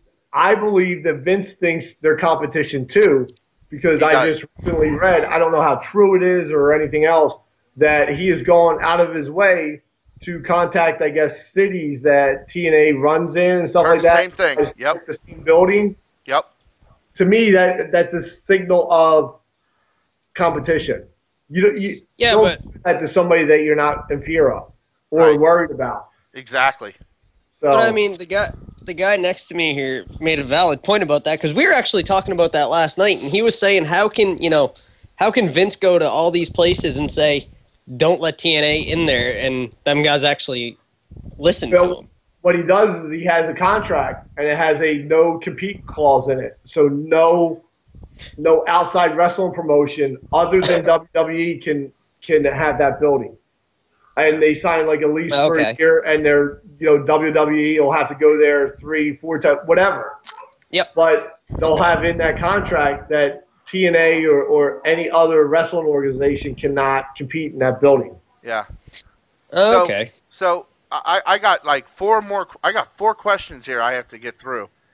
I'm trying to at least. Let me see. Yeah, and then I got one. So. Question: what would you say was you guys' best match in the WWF, and who would you love to face again? I think our best match would probably have been, it's good. We had a lot of really good matches with Goldust and, or not Goldust, with the Godwins. Yeah. But I think one of our best matches was it was actually Valentine's Day. It was called No Way Out of Texas. Okay. It was a pay-per-view. We wrestled Mark Marrow and Marilyn Manson Dust when Goldust was doing that, and that's when, yeah, it was. I think it was a solid story match that told a good story and stuff like that, and I just think that was one of our better ones. Okay. But like I said, we had really good matches with, Billy and Jesse, right. with, the Godwins. Even with Hawk and Animal, we had, really good matches with them from time to time and stuff like that. Mm-hmm. The team that I would love to do something with now, if they were still a team, I would still love to do something with the Dudleys. Yeah. Would love. Yeah. Who knows? Maybe someday. Yeah, you never know, man. TNA, I mean, they're getting bigger and bigger. You never know. You could get that phone call. Man, we were up there a couple of weeks ago, talking to them and stuff like that. Exactly. Seeing people and everything else. So, right. So they know we're out here. Yeah. So how did you feel being in a video game? Or what was your first thoughts to being in a video game? I could play with myself and not get sticky. You could play with yourself and not get. That's the best answer I've heard. You asked the question. That honestly was the best answer I've ever heard. So how did it feel to be in a video game? Because what was the first video game you were ever in? Wasn't it Attitude? It was Or was it Warzone? Warzone. Warzone? Okay. It was neat because we actually got to go up to the office and stuff like that and go through the scanning of our heads. We did all the voiceovers for it and everything else, and we actually went to the building. Yeah. That was up in, I believe it's in New York City or Albany or something like that. Right. Back then. And it was just really neat that they actually took you through the process and showed you, how they did the scanning of your head, and they sliced it down the back and they put it on the mold and stuff. It was neat. Yeah. And then just to see the final product and everything else, it was cool. It was one of them things that you go, oh my God, that's my voice. This is a good question, though. It looks like me. This is a good question. It's kind of like an add-on to that question, which was, and this is a good question, because you guys were pivotal in the Attitude Era as a tag team, so on and so forth. Why didn't you guys get asked to be in the Attitude Era portion of their newest video game, WWE 13? That's a good question. Well, and I got a great answer. When you sign your WWF contract and stuff like that, you sign your rights away for your name. So Vince trademarked the Headbangers, Mosh and Thrasher. Okay. Now, the way trademarks work is every so many years you have to re-trademark that name. You have to, up it again. You have to, reestablish that you have to buy it. You have so to buy for the record, you had to give him the Headbangers name? Vince has to do that. When you own a trademark, and if the trademark is coming to expire soon, if he still feels that he can make some money off of that name, he'll buy the trademark again. No, my question was, though, you guys got the Headbangers name in Smoky Mountain before you came to the WWE. So in the contract, you signed it to give him rights to the Headbangers name? Right, that's the only way you get merchandise. Oh, okay. 'Cause see, I thought that if you had the name before you left, before you came to the company, they didn't have the rights to it. No, you had.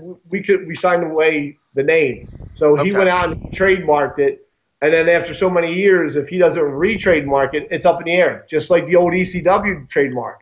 That some goofball got that one because Vince didn't, redo that one. Really? Someone got ECW? That's what I heard.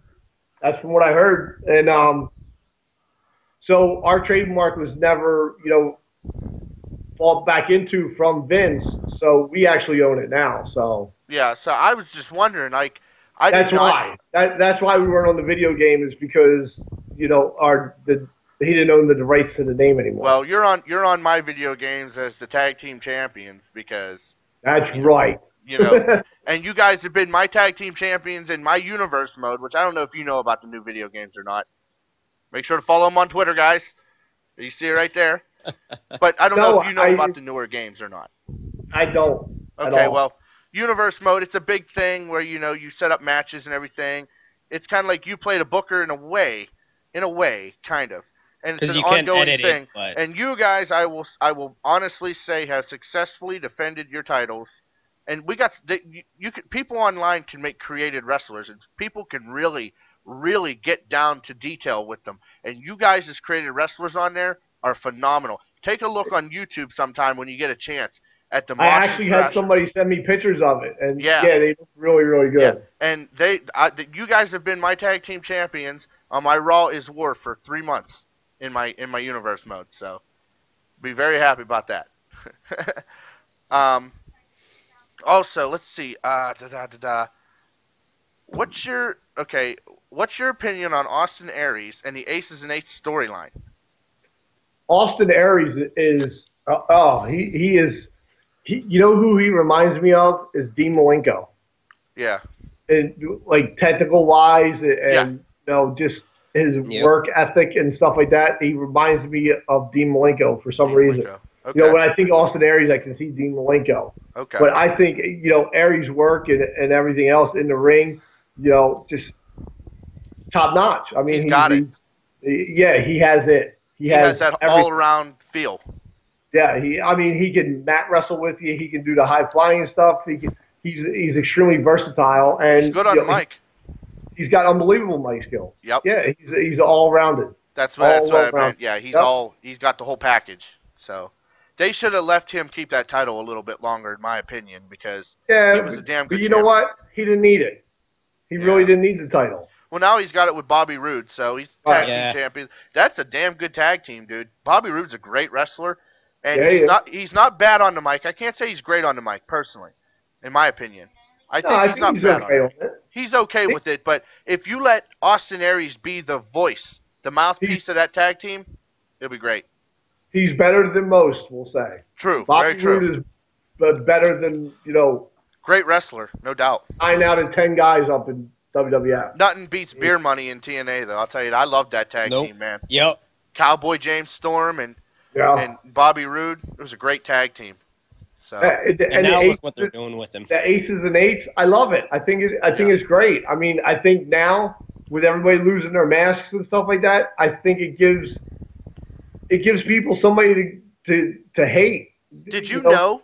Did you know who all the Aces and Eights were before they unmasked the last few of them? Yeah. Oh, you already knew? Yeah. There's still one more that's not unmasked yet. Who is it? What? There's still one more that's not unmasked yet. You know who it is? I can't say. Oh, wait, I'm going. Oh. We lost connection.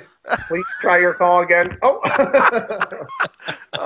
Okay, all right. Well, we gotta wait. Anticipation. I understand completely, and you don't want to burn any bridges. I understand. It's not me or Chaz, that's for sure. Yeah, no, this dude is huge. So I knew it wasn't you guys. Like he's not Scott Steiner. No, I knew it wasn't Steiner. He's too tall. Guy's too tall. No offense to Scotty, but let's do some word association now. We took some questions from the fans. I want to just say a few people and give me your honest answer.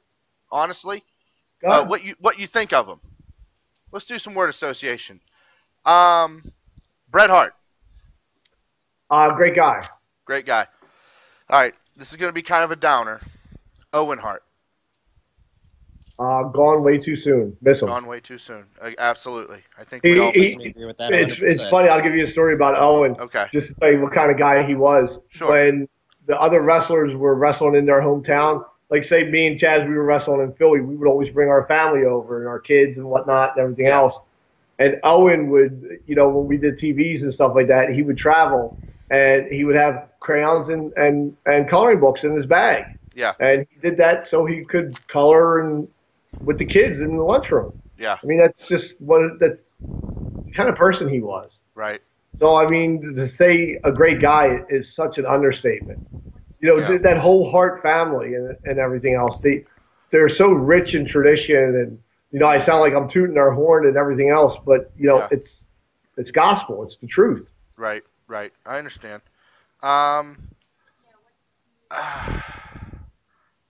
Okay, so we got Owen Hart. What about Davey Boy Smith? Crack up. Crack up? He's a funny guy? Oh, yeah. Yeah, okay. And then if you put him and Owen together, forget about it. Yeah. What about Undertaker? So very down to earth. Helpful. Very down to earth. He wasn't a dickhead or anything? Oh, God, no. Okay. Because there's rumors, you know, rumors are like, you know, they're rumors, but we No. heard that he was pretty stiff, quote unquote. It's funny because way back in the day when he first broke in with WWF, when he came up as the Undertaker, I don't know if anybody remembers, but he used to put the guys in a body bag. I do, yeah. All the extras. Uh-huh. The very first people in the body bag. You were? And Paul Bearer used to put a little rose on the chest, and then they zip up the body bag, throw them over your shoulder, and walk you back up to the back. It cut out. Did you say you were the very first? I was one of the very first guys in the body bag. Yep. Wow. Okay. Huh. Wow. All right. So okay. So we got Undertaker. How about Triple H? Honest answer. It's brilliant. Brilliant. Okay. Brilliant. Okay. Is there anybody in the business you don't like? You know, nobody. I don't want to burn you, but you know. No, you know what's funny about that question is, I mean, there's guys that you don't really mesh with. Yeah. And that you would walk by and say hi and this, that, and the other thing. Right. But we never really had any beefs with anybody. Like, we've never been, in any kind of, altercations with anybody in a locker room or Wow. anything like that. Even, especially when we were up there. I mean, it's weird because you always hear the guys go, "Oh, he's a dickhead" and everything else, and it was weird because I guess got along with everybody. I mean, yeah. I'm sure there was guys that you would avoid and stuff like that you didn't feel like dealing with that day, stuff like that. But he actually, didn't like anybody or anything else. There's, nobody really. I'm thinking about on the roster and stuff like that I could think of that we didn't either go to the gym with or ride with from time to time. Yeah. Okay. So that's, and I'm not trying to be politically correct or burn any bridges or anything else, but right. That's how it was. It's definitely a lot different than what it is today. I mean, right. You always hear now guys backstabbing each other all the time, from what I hear. You don't know. Once again, you don't know how true it is. Right. Yeah. Right. Oh. Right. Yeah. Well. And back, back in the Attitude Era when we were there and stuff like that, you used to go to the building early just to play cards with these guys that you wrestle with. That we used to play dominoes with Undertaker and Papa Congo or Father or Combo, whatever you want to call them. We used to play dominoes and Crazy Eights with guys, and it was way different back then. Right. We used to go to the gym with Ken Shamrock and Ahmed Johnson and stuff like that. Yeah. Okay. Kane. We used to go to the gym with all these guys. Bob Holly and Bob would always tease me. Yo, you're not doing enough cardio, you fat little fuck. Go on. It was. That's why it was different then. It was totally different. So that term stiff, was anybody, in your opinion, which I know it's kind of a touchy subject. No, it's actually not a touchy subject because I know for a fact we're stiff. When I was brought up in wrestling and stuff like that, I was always brought up to the point where there's that little kid sitting in the front row that's 5 years old.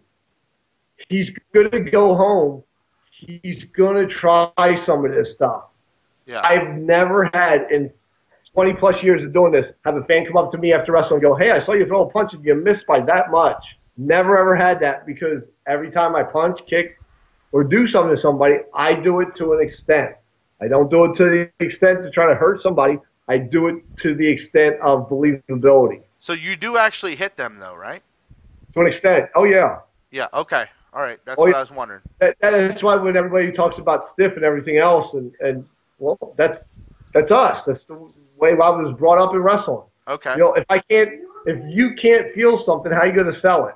Exactly. If I don't feel you kicking me in the stomach, how do I know? Exactly. You're right. You're absolutely right. Exactly. So it's just the way, you know, I'd much rather somebody punch me, you know, hard in the top of the head and stuff like that and everything else and apologize to me later.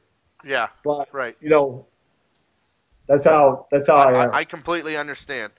Yep. I completely understand that. Definitely. I mean, you know, you just hear some people out there, wrestler-wise, do shoots and complain about stiffness and certain people being stiff. Do you know anybody else in the business when you were, you know, back in the WWF days or even NWA who was stiff? Like, because I know you were old school. You came from the old school, so I'm thinking that a lot of the guys were stiff. They were trained out. Yeah. I mean, Bob Holly was stiff. The Godwins were stiff. The Dudleys were stiff. Yeah. You know, Bradshaw was stiff. You know, almost half of the guys back then were stiff. Okay. You know, but they weren't stiff to the point where it was like, oh my God, I don't want to work these guys because it's going to hurt. No, you weren't. It wasn't like that. Have you ever heard that though? Where, for me, the stiffer somebody is, the easier it is for me to do my job. Okay. And my job is to make people buy into what we're selling. Yeah. Period. Right. So did you ever hear anybody back in the locker room talk about someone being too stiff to them? No. No. Okay. Yeah, I mean, from time to time, you would joke around with somebody and stuff like that. You walk past Bradshaw in the hallway and go, "Holy shit! Oh my God! Don't fucking hit me!" Because you should throw that clothesline. Yeah. And he would take your head off with that clothesline. Yeah. But it's also your job to know how to take it. Yeah. Oh boy, let me tell you, some people can sell it pretty damn good, and some they look like they're really getting their head knocked off because they're not selling it enough. He's trying. Yeah, I figured. There's only one guy in the modern era that I actually know that actually took that move really good, and that was Heath Slater. Yeah, he did. Heath Slater took it amazing. When he stood on his head after he got hit with it, that was funny. That was probably the best night ever. Okay, so here's a question you probably hear all the time. Would you have joined ECW if you could? I don't know. Those matches are fun to do from time to time, but every single night, the just tables, killing yourself, and chairs and stuff like that. Like I said before, you know, we're more old school, where you know you have to build a story for a wrestle match and stuff like that. Right. And you know, you can do it with those hardcore matches and stuff like that, but it's a little bit, you know, harder to do with that. I mean, you know, they're easy, you know, those matches and stuff like that. The tables, the chairs, they're real for everybody out there that doesn't think they're real and stuff like that. I was just going to ask that, you know, what's about the tables and the chairs? They're real steel chairs. You just have to know how to take it. Yeah. You always take it with the top of your head right here. Okay. That's the hardest part of your head. Okay. You know, when you roll your shoulders for your back, so they hit your back flat. You know, there's certain ways that you got to take it. Put me through a table anytime. I'll take a superplex off the top of the rope through a table. It breaks your fall. Okay. So, I mean, you know, it looks really good and stuff like that. It's dangerous, but, I mean, it looks good. Yeah. But, you know, ECW was a lot of fun back then, too, because a lot of the guys, you know, I know Chaz, you know, Tommy, and, you know, Shane, and, you know, the Dudleys and stuff like that. We know all those guys. Yeah. You know, still to this day, we talk to them from time to time when we see them and run into them and stuff like that. You know, WWF guys as well? You stay in contact with them as well? You know, when we run into them, when we see them, like when we saw, you know, Big Show at the building, you know, that Monday, or that Tuesday, he stopped and talked to us for a while and stuff like that. We went up to TNA, we sat there and talked to Chaz and Bubba and Devon and, everybody. And Tommy was there, right? Him and Spike. Tommy was there, yeah. Yep. We were there for the wedding. Yep. Right. So, that's cool. Let's see. That's like I said, we were doing the word association. What do you say, Ron Simmons? Damn. I knew that was coming. It's the only word you can say. It's funny too because Ron he's real laid back and easygoing. Yeah. That's where the damn thing came from because he would just sit back and somebody would just damn. He was just a cool cat. So can you tell us what you guys what is your opinion on the Smoking Guns and the New Age Outlaws? Is what I'm being asked here. The Smoking Guns, and you got 2 teams with 3 guys. Well, I mean, what was your opinion on the Smoking Guns as a tag team? It's funny because the Smoking Guns, when they first had a tryout match with Vince, it was with me and Dwayne Gill. Oh, okay. Their dark match was with me and Dwayne Gill, and Dwayne Gill, I don't know him. Dwayne Gill, Gilbert. Oh, Gilbert. I'm sorry. Okay. I was gonna say, I know who that is. John. I know who Gilbert is. Yeah, Dwayne Gill. Okay. But back then the Smoking Guns, they were hot. I mean, they were great. Yeah. It was a cowboy gimmick. People bought into it because they were babyface. I mean, you couldn't get much babyface than those two. Yeah, true. And Bart was just a tough guy. And I don't know how many people remember that Tough Enough. I remember. With Butterbean and when Vince had the boxing matches and the shoot fights and shit like that. Yep. That was the real deal. When that wasn't a work like everybody thinks it was. They really wanted Steve Dr. Death Williams to win that. Huh. Because they wanted to put him and Steve Austin together. Because back the whole thing was supposed to be the winner of that got a title match against Steve Austin. Okay. So Steve's real name, Austin, is Steve Williams. Right.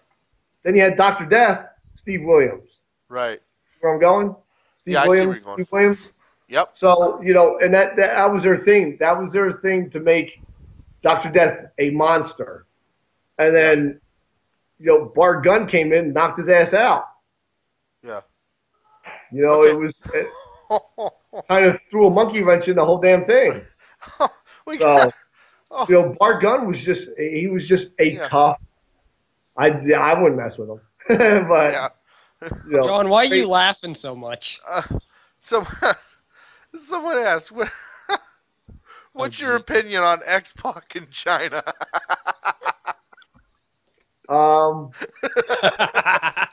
Oversized clitoris?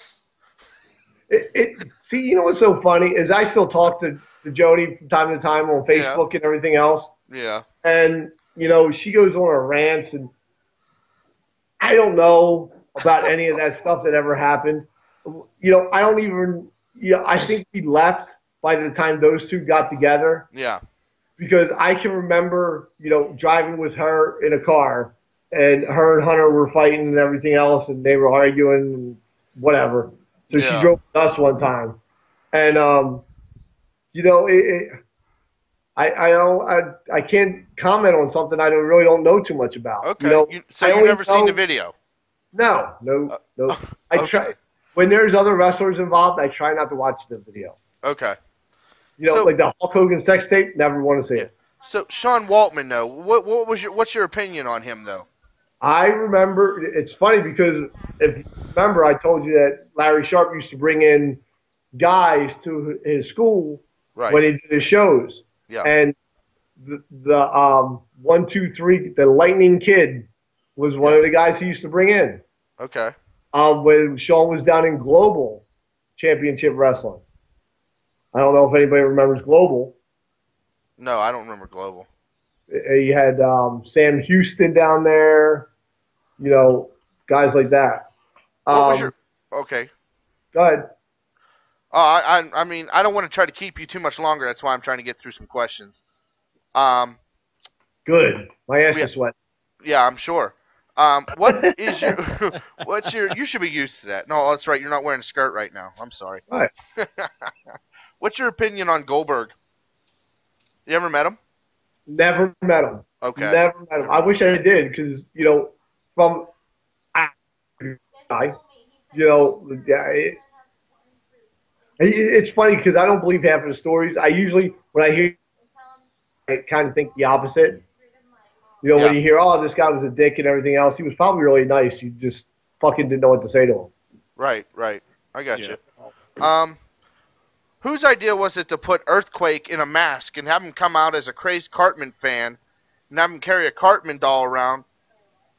I have no idea, but my God, was it fun to work him. And that's actually the first time I ever knew that. I never knew that was him. So that was Earthquake? Oh, yeah.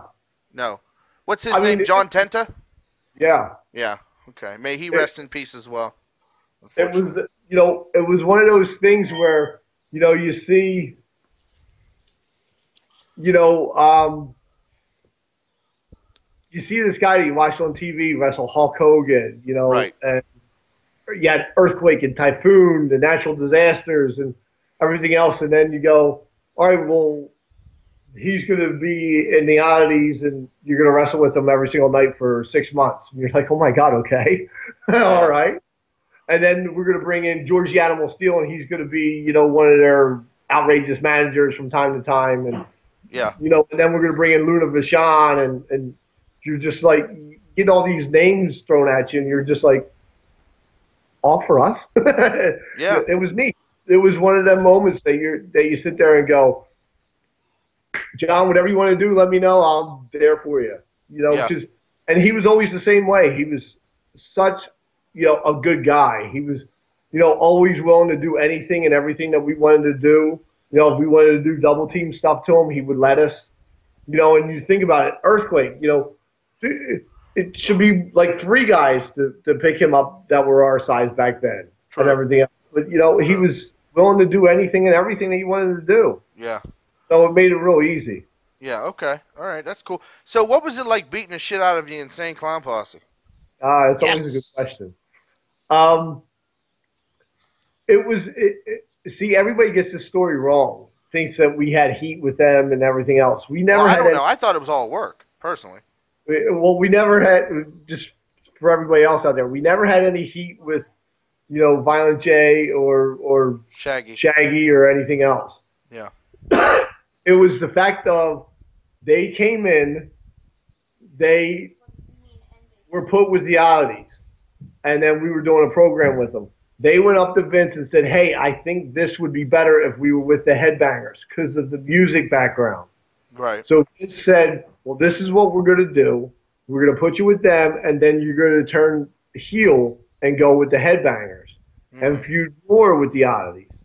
Right. Well, you know, it started happening and everything else, and it got going, and they got extremely impatient and kept going up to Vince and going, you know, when are we going to do this? When are we going to do this? When are we going to, you know, they wanted it to happen yesterday, which, you know, it was their first little stint in wrestling. Yeah. You know, this is even before they went to WCW. Right. They went to WCW after that. Yeah. Then they went to TNA.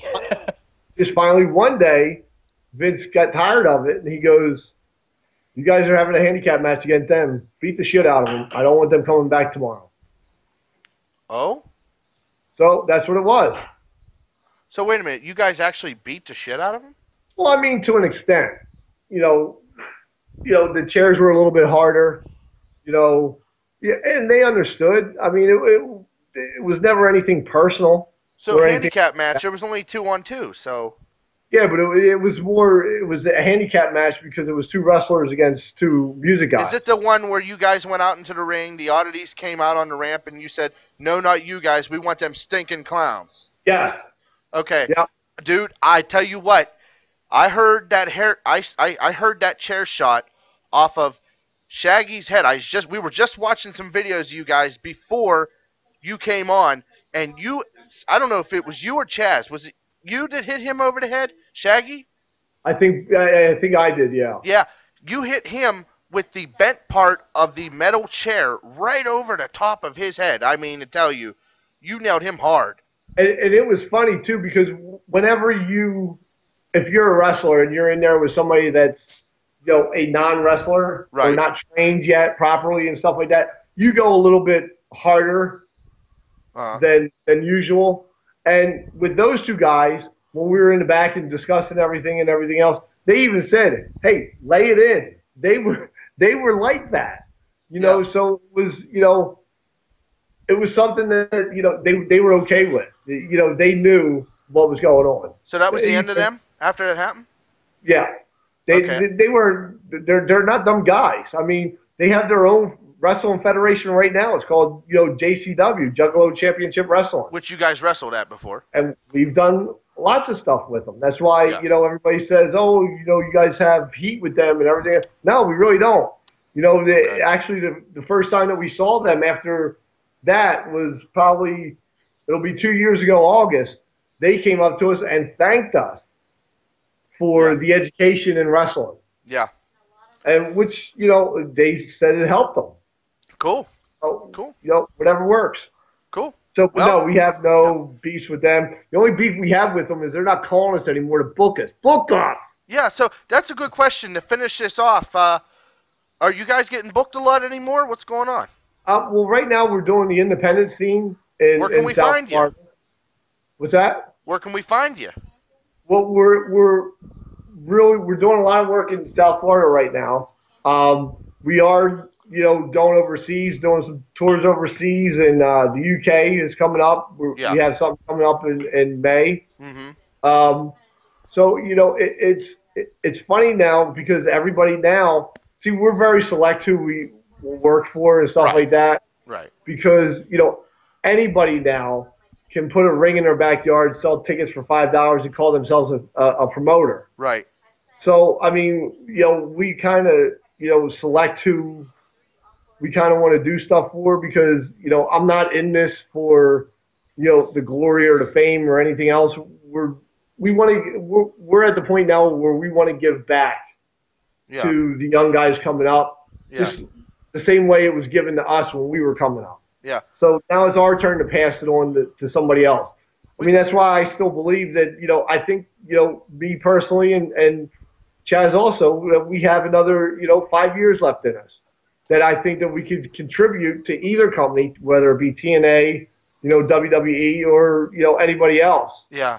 That, I think that we could, help, progress, talent and stuff like that. When in May are you where are you going to be in Florida? When in May? We have someone in the chat who's from Florida.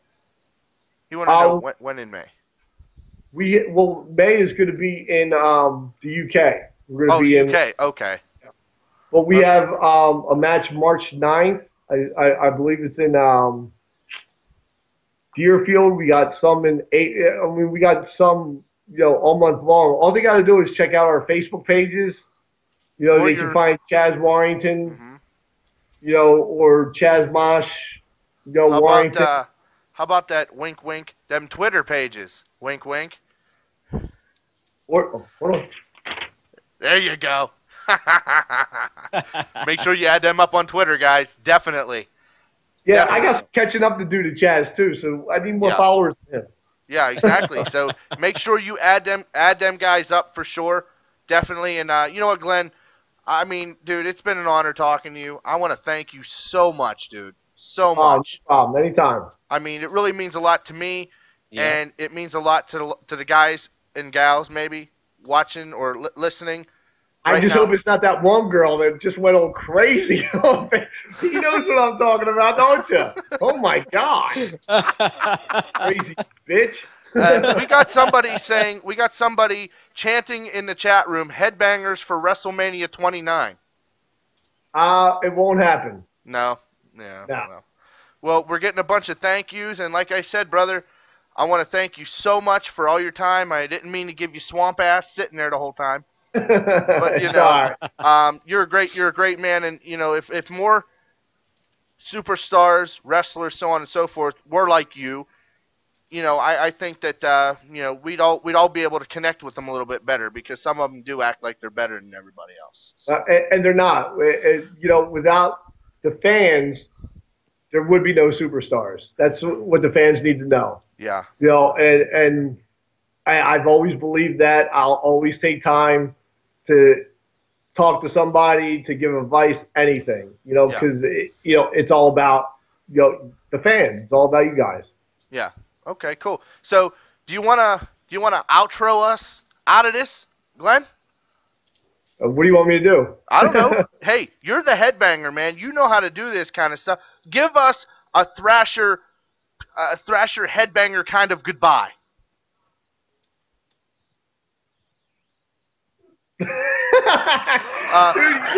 Would it be put me on the spot like that? Would it be a tally hoo hoo kind of deal or something like that? Chaz doesn't tally hoo-hoos. Okay, Chaz doesn't tally hoo-hoos. Okay, so well then, we'll just say goodbye. This is Headbanger Thrasher. Thanks for listening. And remember one thing, don't let your meatloaf. Alrighty, guys, there you go. Headbanger Thrasher, ladies and gentlemen. Thank you so much, Glenn. We really appreciate it. Look at that gun. Real men wear skirts, ladies and gentlemen. Damn right.